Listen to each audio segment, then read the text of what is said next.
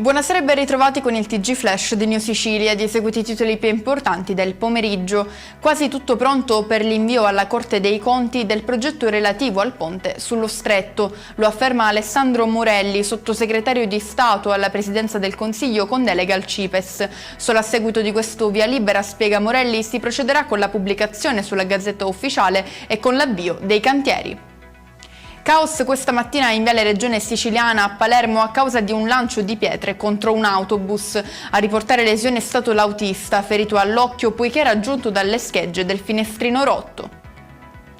Restiamo a Palermo per la richiesta da parte della Procura di archiviare l'indagine relativa alla morte di Angelo Onorato, l'architetto trovato senza vita in auto nel maggio 2024. Tra le ipotesi prese in considerazione dagli inquirenti c'è anche quella del suicidio, tesi a cui però la famiglia continua a non credere.